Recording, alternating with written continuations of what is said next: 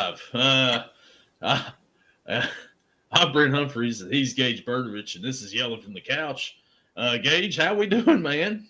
I'm doing good. It's good to know that we're live, maybe, I think. Who knows how the opening looked, but how are you doing? I'm doing okay. I'm kind of thrown off by there was no countdown on this. And, man, I mean, it's just you never know from week to week how this thing's going to start out. Here we go. We love it. We love it a lot.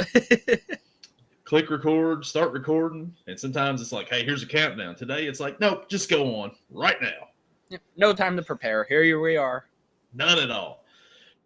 Well, here we are. We're back, and we're going to start our previews from here on out. We'll preview a division each week, and we'll start out with what we consider a division. I mean, it's an interesting division, but we really don't care about this division a whole lot.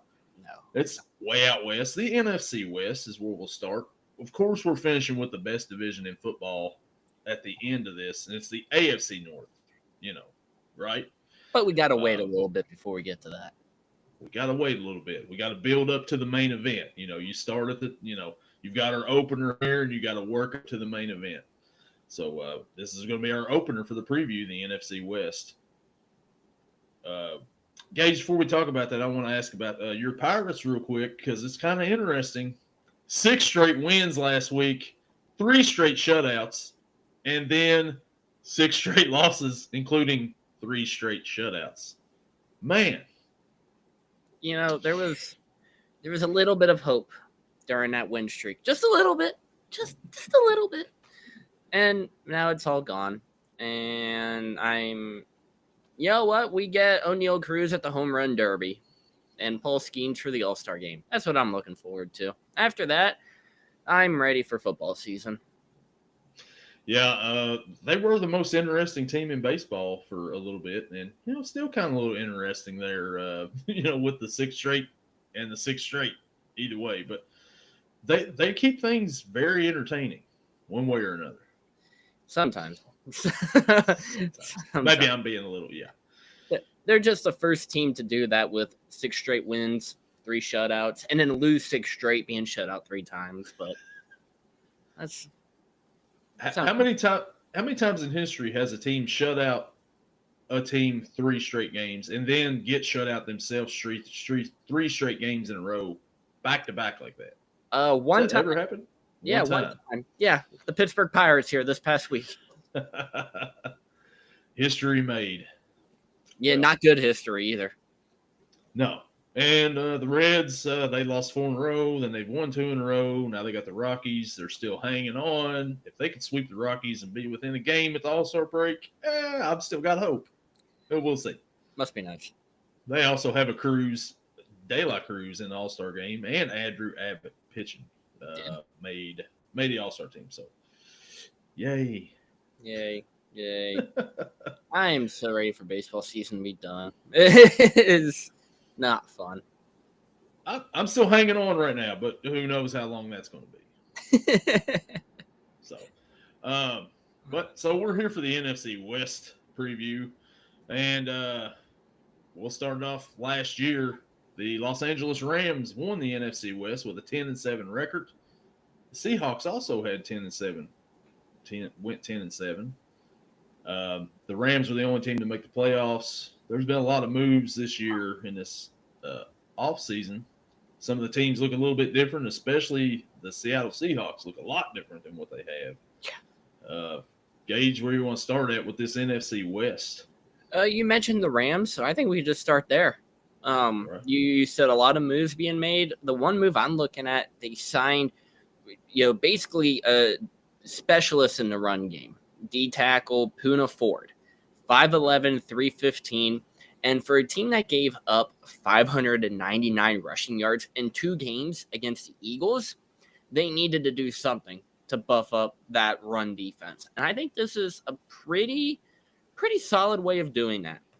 But transitioning from that, that's not my position to watch. I'm going to be, looking a lot this season at the running back position for this team. Kyron Williams, he's trying to earn a contract extension. Become the first Rams running back to get one since Todd Gurley in that horrible contract that the Rams gave him. But they also have, Blake Corum. They drafted him in the third round of 2024. And they added rookie Jarquez Hunter, a 4.4 speed in the 40-yard dash. It's kind of interesting to watch. Is Kyron going to kind of phase out? Is he going to, take back over? I'm going to be excited to see what goes on there. And then I also have a breakout player for them. And I don't really know if you could consider it a breakout because he had really good games last year. But overall season breakout, I'm going to go to the wide receiver position and look at Jordan Whittington. He impressive in 3 starts, 6 catches for 62, 7 for 89, and 3 for 86. It's going to be interesting to see him, next to Puka without Cooper Kupp, see if he can kind of fill in that role.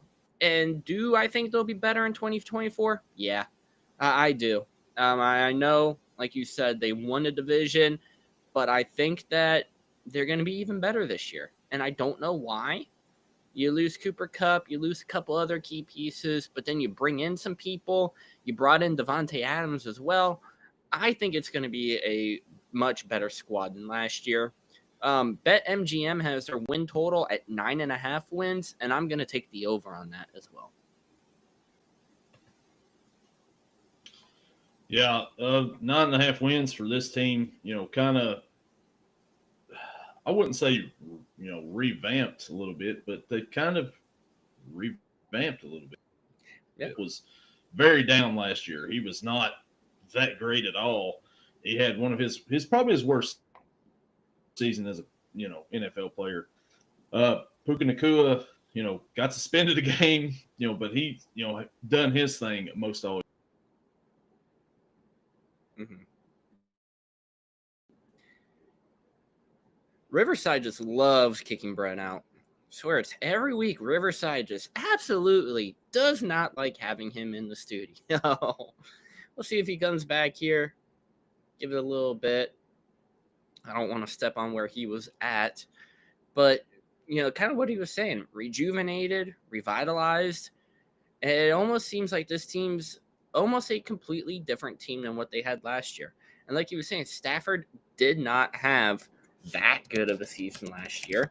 I mean, if you take a look at it, I'm pulling up the stats right now. 65 completion percentage, 3,700 yards, but only 20 touchdowns, 8 interceptions. One of his worst ratios of his career. Excuse me, looking at, the year before, a little less completion percentage, but more years, more touchdowns, less turnovers. The year before that, he was injured. And in his first year with the Rams in 2021, 48, almost 4,900 yards, 41 touchdowns, 17 picks. That's when they went on to the Super Bowl. So it's kind of like maybe Stafford's getting washed up a little bit. He has been in the league for 10, what this will be, I think, his 16th year, if I'm doing correct math. His first year was in 2009. So it's going to be interesting to see.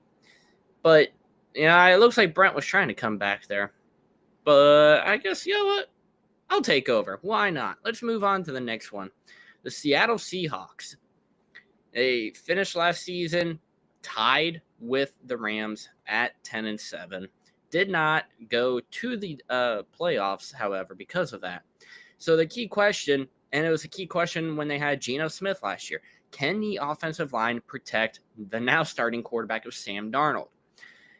Excuse me. Seattle's new starting quarterback ended with 11 sacks last year and completion percentage of 58 across his final 2 games. That's it. Just 2 games, 11 sacks, 58% completion rate. And his problem was being pressured. So, the defenses, they knew blitz, blitz, blitz, get in Darnold's face, he's not going to be good. And, speaking of that, position to watch, still going to be Sam Darnold. He has an out with Seattle after his 1 year in his contract, $37.5 million, which means that even if there is no quarterback competition for 2025, third-round pick Jalen Milroe that Seattle took could be the 2026 starter. But for now, I think they're going to slot him into certain packages, but you're not going to see him play a lot unless Darnold gets hurt or is just completely awful. Breakout player, we're going to go to the defensive side of the ball. Look at linebacker Tyrese Knight.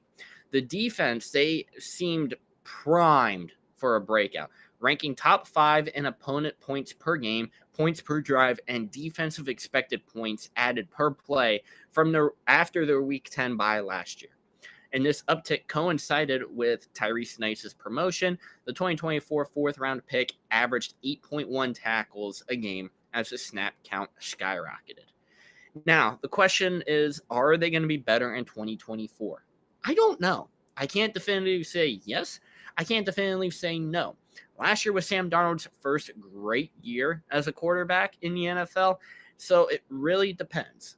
Defenses are going to know, hey, we got to add pressure to this guy.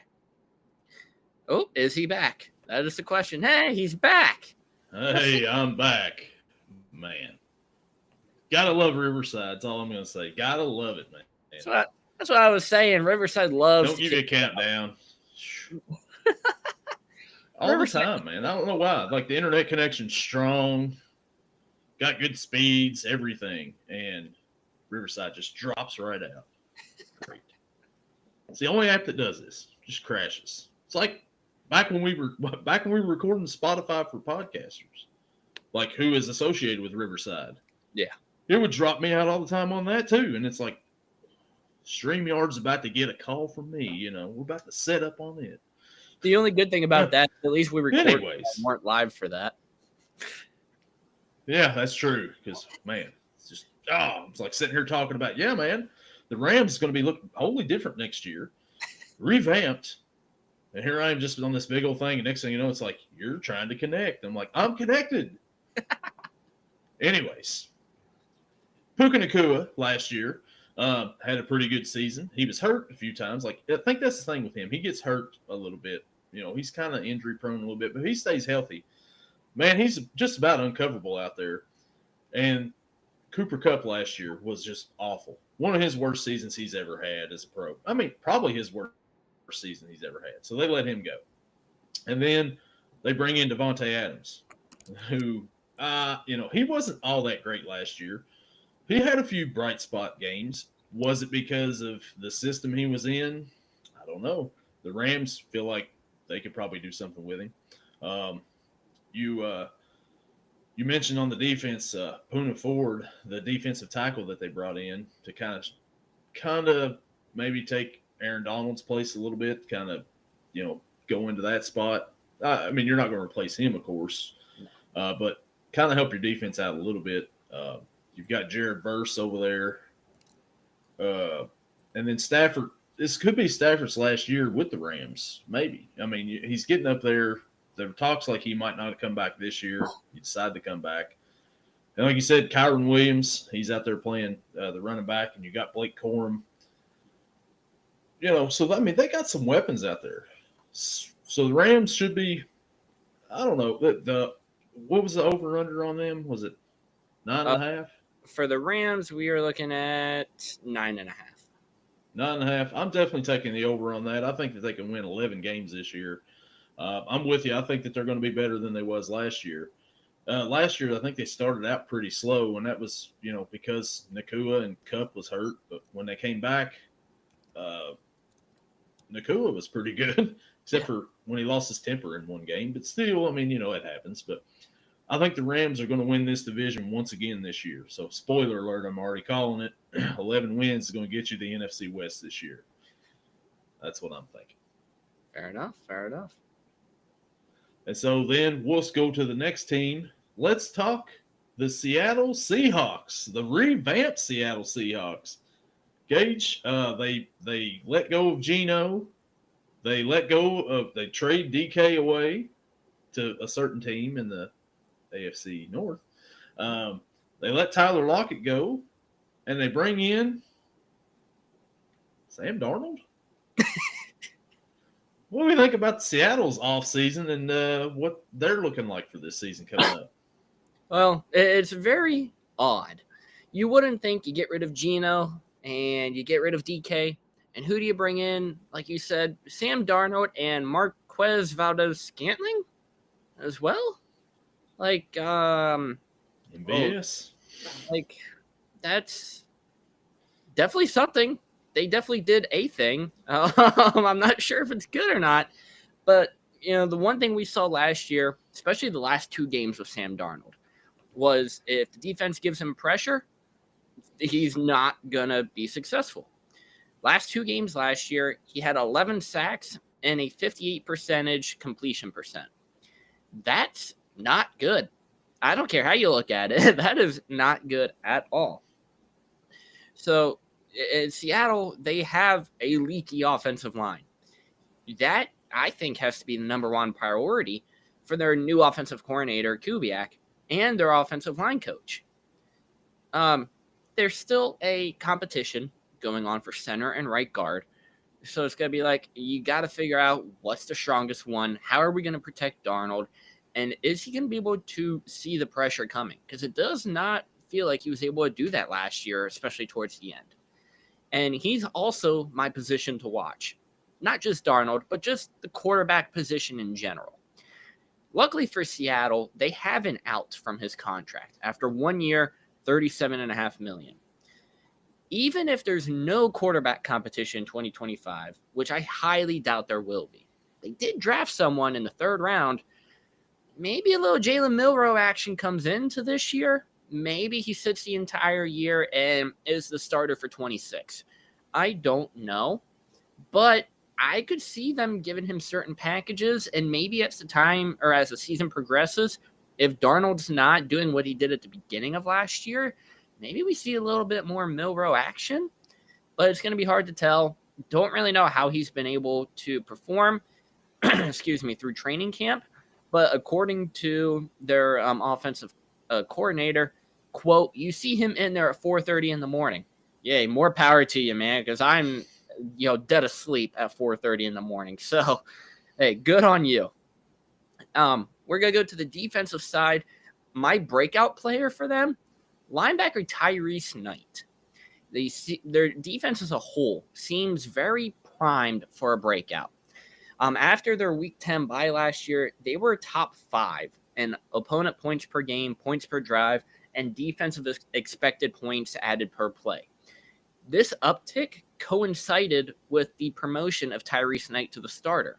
It was a 2024 4th-round pick, averaged 8.1 tackles a game as his snap count skyrocketed. Now, that number may seem a little bit low, but that's because he wasn't a starter for the first 9 weeks of the season as well. And then the question you have to ask is, are they going to be better in 2024? It's going to be hard to know. I can't say yes, I can't say no. It's going to depend on if Sam Darnold can play like he did at the first half of the season and if they can keep him clean. Excuse me. They're built on a defense that can stop anyone and a run game that should be improved, I would assume. Kubiak is a great run coordinator, and they also added a fullback, which what teams do that nowadays? No one, really. Yeah. So if they keep Darnold clean, he's going to replace Geno. Hopefully he returns to his prime 24 form. But this was his first year as a good quarterback in the league. So which version of Sam Darnold are you going to get? Was he a product of the Minnesota system, or did he just need a chance with a decent team? The Rams MGM win total is set at 9.5. Sorry, I'm looking at the wrong one. Let's look at the Seahawks. They're set at 8.5. And I'm going to take the under on that, but I think they'll end with 8 wins. So not far under the total, but I think 8.5. We're going to take the under. Yeah, so they've lost, like we mentioned, Tyler Lockett's out, DK Metcalf is out, DJ Metcalf may be out too, I'm not sure. But and then Geno Smith's gone to Vegas to be with the old Seattle coach, Pete Carroll. And then you bring in Sam Darnold, who, like you said, the first half of last year looked amazing. Like, he was one of the best quarterbacks in the league. Like, okay, we see why this guy got drafted number 3.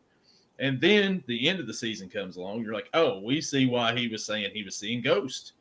He wasn't seeing nothing last year at the end of the season except for lineman right in his face. I mean, you dial up pressure or linebacker comes up in there, and they were all over him. He had, like, any kind of pressure on him, he froze up and just couldn't do anything. Like, he looked horrible once you put pressure on him. So has he learned from that, or is it the same old with him? Time will tell. And then you've got Jackson Smith and Jigba out there for wide receiver. He was really great last year with Geno. He's going to be slotted into the number one guy now. And then you bring in Cooper Kupp from the Rams, who we talked about earlier, had a very down season with the Rams. Will he be improved this year with Seattle? Fresh start for him? I don't know. We'll see. He's getting older. He's, like we said, he's injury prone. All of his career, he's been injured, except for like the 2021 season. Thanks a lot for that. But it's going to be weird to see like all these guys up in Seattle playing. It's going to be a different look. Yeah. Will that make them any better? I don't know. Kenneth Walker at running back, he's the same going back there. They drafted tight end out of Miami, Arroyo. Yeah. Play tight end up there. And then defensively, I mean, this isn't the Legion of Boom over there. So it's 8.5 is their win total. Yeah. For this season. Yep. Man, that's about what I would put it at, because I would say either 8 or 9 wins for them. And I really don't know, because you don't know what kind of Sam Darnold you're going to get. It's a tough division looking at it. I mean, surprisingly, we kind of like, we really don't care about this division, but I mean, we're AFC North guys. But if you look at it, this is a competitive division right here. And I think it's going to be a competitive division once again this season. So Seattle, I'm going to go ahead and I'm going to give them 8 wins as well. I think they're going to hit the under on this. I think Sam Darnold's going to have trouble. People's going to figure out if we just pressure this guy. And then if you bring in Jalen Milroe, he's a dual threat guy. He may give him a little bit of a spark, but I don't think in his first season he's going to be anything that gives him more than that amount of wins. I think Jalen Milroe ends up being the starting quarterback by the end of the season, but give me Seattle with 8 wins this year. That's what I'm thinking.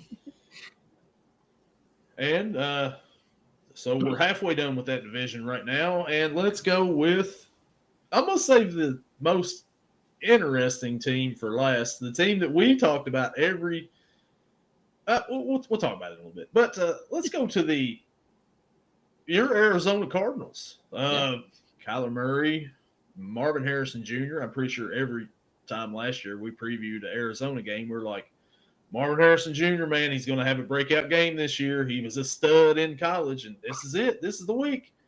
And he never really seemed like he had that breakout game last year. Gage, what do we think about the old Arizona Cardinals out there? It's funny to me that you said, we'll save the interesting one for last. To me, the Cardinals are my most interesting team, at least for this division. The key question for them is, how much better is this defense? Their defense was pretty good last year. Overall, they quietly finished, offensive-wise, top 12 in both points scored and total yards with an average defense. However, their draft might have fixed that. Their first 5 picks were defense. Defensive tackle Walter Nolan, cornerback Will Johnson, both are expected to be day one starters. They also, in free agency, added Dalvin Tomlinson for the defensive tackle, Calais Campbell on defensive tackle, who knew he was still even in the league, and edge rusher Josh Sweat. This defense seems, to be maybe a top 5 defense in the league. Position to watch, again, just like how I said for Seattle, I'm going to go to the quarterback position. Kyler Murray, and all accounts, he plans to run the ball more, which I don't know if that's a good idea, especially with a knee injury that, plagued him all of last year. Excuse me. But last year, he averaged a career high in a quarterback rating and passing success and ran nearly half as many yards as his 2020 season. 133 attempts, 819 yards, and 11 touchdowns in 2020. Slashed that in half last year. And that was when, Kyler Murray looks like the next big thing. Gets back to that level, exploits the talents of the player that we'll cover, for my breakout. Murray should be back in the Pro Bowl conversation. Now, I mentioned the breakout. We talked about him. Marvin Harrison Jr., what is this guy doing? He has to have a breakout. I know, like you said, we said that all of last year, but this has to be it. Year 2, the offense seems to be coming together. You just signed possibly the best tight end in the league to a 4-year contract extension, Trey McBride. You still have James Conner in at the running back. This has to be the year. He had flashes as a rookie, only had 100-plus receiving yards in twice, but was held to fewer than 50 yards in 10 games. That's not good enough for being a number 4 pick in a draft. He was labeled as generational. He is the son of one of the, probably a top 10, top 15 wide receiver of all time, Marvin Harrison. The wide receiver since then has added weight, should have improved chemistry with Kyler Murray, you would hope. And last year, he was targeted on just 21.5% of his routes, and that was tied for 87th among all qualifying wide receivers. Offensive coordinator Drew Petzing, expect him to have Kyler force the ball to Marvin Harrison, his number 1 receiver. Now, are they better this year than they were last year? I'm going to say yes. I would consider they aced this offseason. They didn't sign too many big names, but their draft was phenomenal. They have a lot of talent. The defense got better. This is probably the most talented roster Arizona has had since 2015. I think that was the season Carson Palmer led them to a 13-3 finish, I think. That's not realistic for this season, but I say a 10-win season is within reach. And yeah, so with that being said, their MGM win total 8.5. I'm going to take the over on that. I think they hit double digits. They probably even win the division this year, or at least it's close with the team that we haven't covered yet. Well, yeah, so I'm back again. It dropped out once again right in the middle of Gage's preview of the Cardinals there. It's cool, whatever. Yeah, it's great. I loved it. I was like, oh, it's cool. Hey, I'm listening. He's talking about, Marvin Harrison Jr. needed to be in a breakout, and all of a sudden, I'm out. Anyways, so Marvin Harrison Jr., every week, I remember every time we previewed an Arizona game, either me or you were like, this is it right here. This is Marvin Harrison Jr.'s breakout game. And like you said, it never happened. Yep. So for you to have him as the breakout player for the year is hilarious to me because we predicted every time, man, it's going to be a breakout. I think he does break out this year. I think he has a better season than he did last year. And last year, by no means, he did not have a bad year for a rookie season. I mean, it really wasn't that bad. But he wasn't the number 1 target on that team last year. That was Trey McBride, who, like you said, he may be the best tight end in the league, but he's maybe one of the worst at getting in the end zone. The guy never scores touchdowns, but he gets all kinds of yards. He's awesome. But as far as punching it in, I mean, what did he end up with? 1, 2 touchdowns last year? His first touchdown came in week 14 or 15. I mean, it was really late in the season when he got his touchdown. His first touchdown came when he recovered the fumble recovery in the end zone. He only had 2 receiving touchdowns. He also added on a rushing touchdown onto that. Even better right there. His first touchdown comes as a recovered fumble in the end zone. That is great. We were talking about the fullback position earlier. Who signs the fullback, and what I thought was the Ravens. They're the only team that uses a fullback. But now, the Rams that signed one or Seattle? Seattle. Seattle signed one. Anyways, I just thought of that. I was like, yeah, the Ravens. They're the only team that even has a fullback. I'm pretty sure on the roster anymore. Anyways, the Cardinals. Kyler Murray. We also talked last year about, man, Call of Duty's coming out. The new Call of Duty's coming out. When it comes out, Kyler Murray is going to be just, he's not going to care. He's going to be worried about Call of Duty. He's not going to study his playbook and all this. And it really didn't happen. I mean, he really still played well even after Call of Duty came out. Maybe he decided, I can wait till the offseason. I can get my Call of Duty out in the offseason.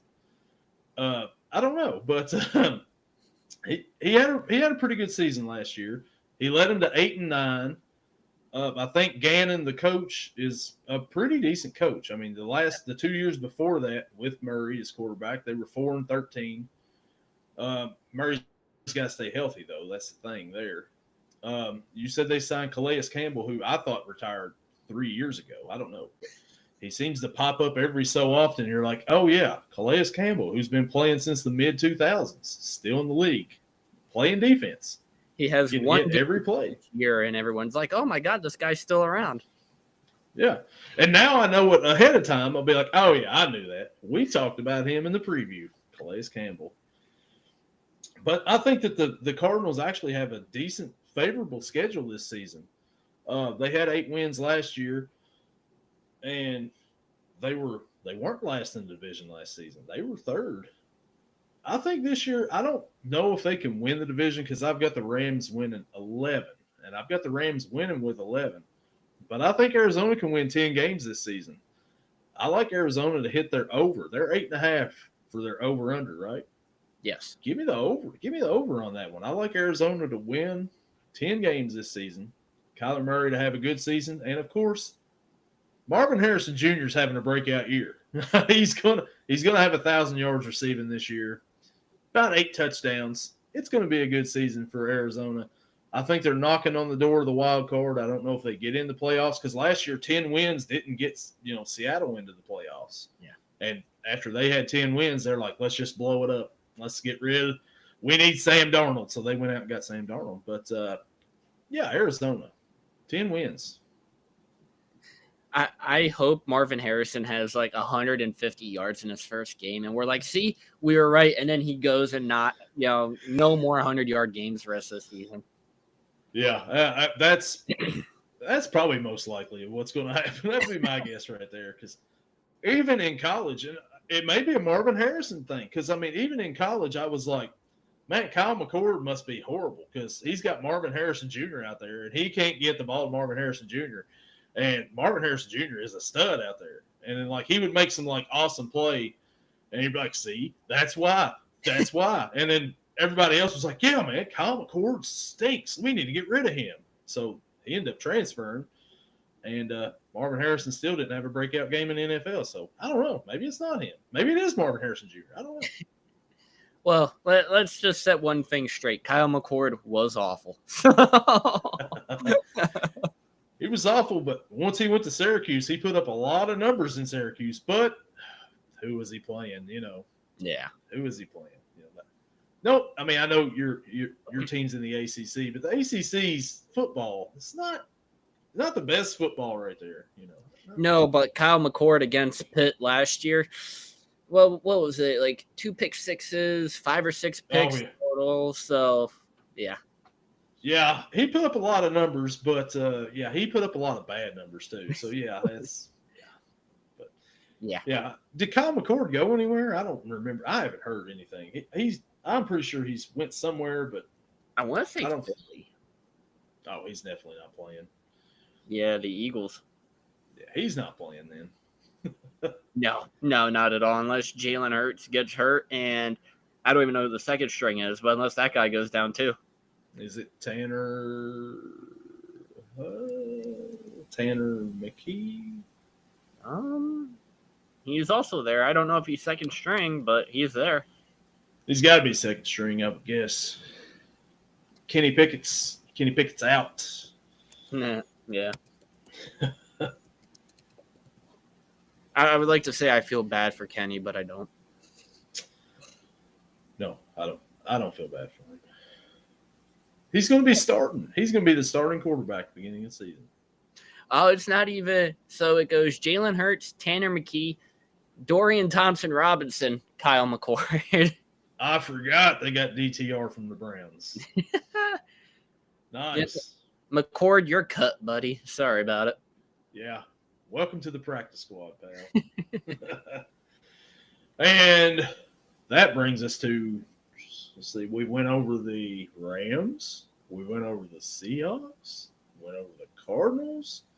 Is there any other team left out there? Oh. I don't know. Because it doesn't really seem it. It only seemed like 3 teams were actually competitive last year. Yeah, it does seem like that. It seems like, but there's always 4 in a division, though. That's what's weird. Man, who? Oh, I know who it was. It was one of the teams from the Bay Area. Does Oakland have a team? No, Oakland doesn't have a team. No. No, they don't have a team anymore. That's San Francisco. Does San Francisco have a team? Dude, Did. I know they used to, but it didn't feel like they did last year. It didn't feel like they did last year. But if you ask a Niners fan, they're still living in the 80s. Like they've won all these Super Bowls. So, yeah, it's the Niners. We're at the Niners preview part of this portion of this podcast. And last year, look, all right, so we're mocking the Niners right now. Last year on this podcast, every week, me and Gage was like, this roster from top to bottom is stacked offensively and defensively. We heap praise every week, and every week the Niners let us down. So, yeah, we're going to act like there's no Niners team because they didn't show up last year. So we were kind of like not making them show up to this preview. Gage, the Niners have made some interesting moves this offseason, I think. Yeah. What do we think about the old Niners and the preview for them this year? So for a team that, they just won the Super Bowl the year before, big expectations last year, they go out and finish a whopping 6-11. And they were tied for 13th in the league in offensive points scored per game at 22.9. That was second in the division, right behind the Arizona Cardinals. We forgot to mention that, yeah. However, their defense, 29th in points allowed per game at 25.7. That was the worst in the division. You want to talk about the offseason moves. I don't know where they're getting this money from. I'm going to be completely honest. I don't know.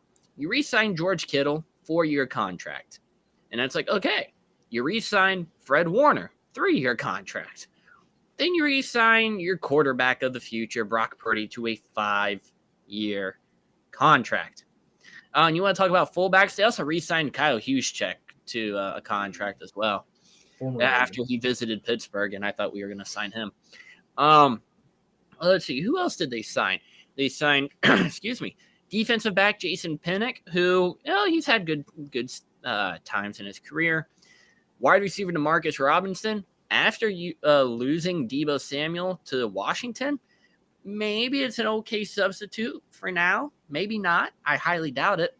And now, just in case they need a backup quarterback, because all the injuries they had last year, Mac Jones is also a San Francisco 49er right now. But all the talk on the offense was okay last year. They had a lot of injuries, especially at the running back position. McCaffrey, Jordan Mason, Isaac Guerrero. There's, I think, one other guy I'm forgetting about, but it feels like they went through 8 running backs in the season. I think Kyle Juszczyk was hurt for a little bit too, and that guy's like never hurt. But for the key question for the Niners, can this defense return to their dominating form? They have Robert Saleh, and they finished 8th in the NFL in yards allowed, which seems phenomenal. But when you do what I said, you finish 29th in points allowed. What happens here? I'm not too sure. But it seems like it's not a complete defensive problem. It's awful special teams. When the special teams lets the other team go down to the 10-yard line, all they need is 10 yards and score a touchdown. Well, heck, that's easy enough. And their defense struggled to stop the run, and they rarely forced a turnover. From weeks 9 to 18, they only had 2. Only 2 turnovers, that's not going to help you win games.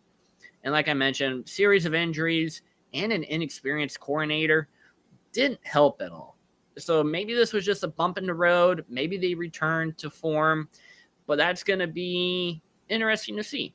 Now, they did open the draft, 5 straight defensive players drafted. It's going to be interesting to see who slides in as number 1s and who, takes the back seat, maybe a number 2, number 3, maybe a practice squad guy. I mentioned, receiver, DeMarcus Robinson. The receiver position is my position to watch. I mentioned Deebo Samuel. He's in Washington. He's gone. So who's going to step up? Brandon Ayuk isn't going to be ready for training season. Demarcus Robinson might be suspended due to, illegal substance use. So it's who's going to be? Is it going to be Jawan Jennings, who we've seen when he, gets first team reps, he goes off. He was their most productive receiver in 2024. Or is it going to be the guy that they drafted last year in Ricky Pearsall? Great story. The guy gets shot and then is able to come back here to play an NFL game sooner than what Michael Thomas can come back from, turf toe. I remember mentioning that last year, and I thought that was funny. They also, another guy that I want to say was an undrafted free agent last year, Jacob Cowing. Not a lot of production, but he's been praised by Shanahan all throughout OTAs. And then a guy that they drafted this year in the 4th round, Jordan Watkins. Brock Purdy out there saying, quote, definitely a rookie that's popped out for everybody. So maybe they got a decent receiving core. I just don't see it happening right away. Go to my breakout player. A little bit different. Linebacker, we're going to be looking at D. Winters. Coach Salah saying he's, very articulate on his quote. Quote, he's been impressive. That's a very good quote from a coach. At least you know that you haven't been sucking. He's one of the league's fastest linebackers, and they spent an early 3rd-round pick for him. He's a 24-year-old, and he has been outstanding in OTAs. Now, are they better this year than in 2024? You almost have to be. Or else something's going to happen. The fan base might burn the stadium down. They might ask to trade Brock Purdy. We don't really know. However, the injury risks are out there. We saw it all of last year, especially for their old superstars. Left tackle Trent Williams, he's 37. Christian McCaffrey is now 29, which is crazy. And like any other NFL team, health matters. You got to be able to rest your guys and have people that can come in to spell out your starters. So it's going to be interesting to see. Their win total, BetMGM has them at 10.5. That's a big step from 6-11 last year, and I don't know. I don't know if I want to take the over, take the under. I'm going to take the under in this one. I think maybe 8 or 9 wins, maybe 10 if they're lucky, but I don't see them hitting 11 or more. Yeah, so you mentioned on the defensive side, I mean, they lost 8 starters from last year. And one of them on the defensive side was Dre Greenlaw, who, if you ask Niners fans, was a big fan favorite within them. And another on the offensive side, like you said, they traded away Debo to the Commanders for it's like a 3rd-round pick or something like that. Yeah. But I've talked to some Niners fans, and they were never really big on Debo. A lot of them didn't like Debo. I mean, he, wide receiver, he could play running back. He's versatile. He was injury prone. He could have done a lot more with what he had, and they thought he was lazy. So Niners fans really wasn't too upset with losing Samuel. What they were really upset with was losing Dre Greenlaw. And you signed Brock Purdy to a big monster deal this offseason, which wasn't – I mean, they didn't spend as much as, what other quarterbacks are getting, but they still spent quite a bit on Brock Purdy, who it's still debatable on whether he's the future or not for that team. I don't really know if he's a top-tier quarterback, top 10 quarterback, maybe. I'm not sure. Then you've got McCaffrey, who is injury-prone at 29 years old. Like you said, that's crazy to think. Running backs don't go past 30. And with all of his injuries, I don't know. Jordan Mason, he was injured last year too. Then you've got Brandon Ayuk, who you gave a big contract to at the beginning of last season. You paid him, and then he's hurt. He's not going to be available at the beginning of this season. So you got Jawan Jennings and Ricky Pearsall. Pearsall, like you said, great story last year. Shot in the chest, came back, played good for the Niners as the number 2-3 guy. He may have to be the number 2 guy this year. Still got George Kittle, who also, there's a theme here with these Niners, injury prone. Trent Williams on the line, like you said, 37 years old. Does he have much left over there to block for Purdy? I don't know. And then defensively, I don't. They got Robert Saleh back as the defensive coordinator. I think they'll be improved on the defense because he's a lot better coordinator than he was a head coach. Yeah.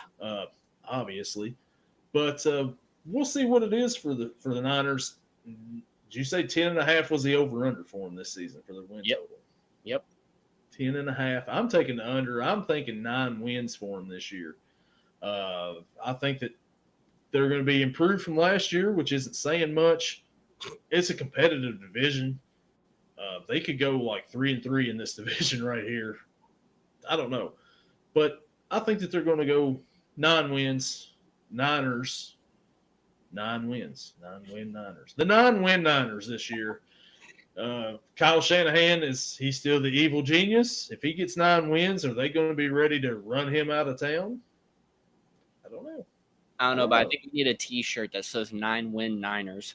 9-win Niners. That sounds great. I think we should do that and give it to them Niner fans. The first merch drop of Yelling from the Couch. 9-win Niners. Has nothing to do with either of our teams. It's just poking at the Niners. The 9-win Niners. Oh man, but yeah, there's your AFC. Oh no, NFC West preview for 2025. So we're agreeing. You may be picking the Cardinals to win. I've got the Rams win this division with 11 wins. Yeah, and I'd take the Cardinals winning with 11 wins as well. I've got the Cardinals at 10 wins, possible wild card. Then I got the Niners at the 9-win Niners, and then the 7 or 8 win Seahawks. 7-win Seahawks. That's a pretty good team. But I still think Marvin Harrison, breakout player of the year. Here we go. Yeah. Who's our breakout player for this division? I'm going Marvin Harrison Jr. I'm also going Marvin Harrison Jr. It's got to be the breakout player of the year. The MVP of the division. Offensive player of the year. Offensive player of the year. Who we got? Marvin Harrison Jr. No.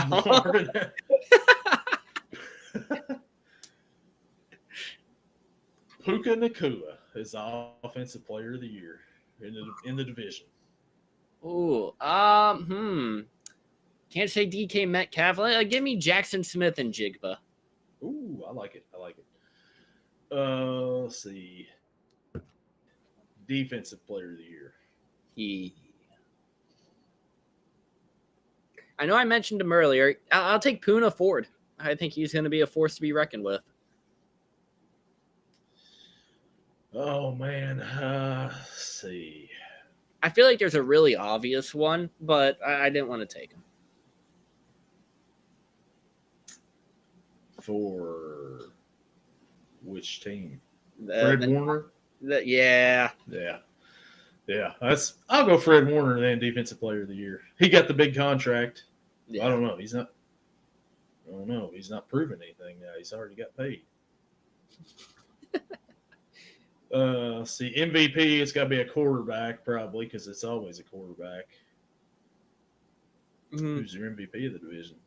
If the Cardinals win the division, then Kyler Murray. Yeah. Well, then I guess I'll go with Sam Darnold.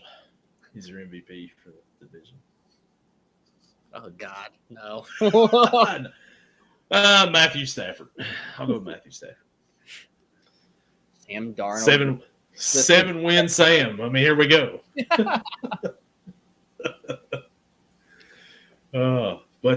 So there's your NFC West. There's your division winners, your preview, your awards, all that. Go right now on wherever you bet at. BetMGM, DraftKings, FanDuel. Place those bets right now. Marvin Harrison Jr. We are not liable, MVP. Though, for any money that you lose. No. We're not. It's all for entertainment purposes. Yeah, of course.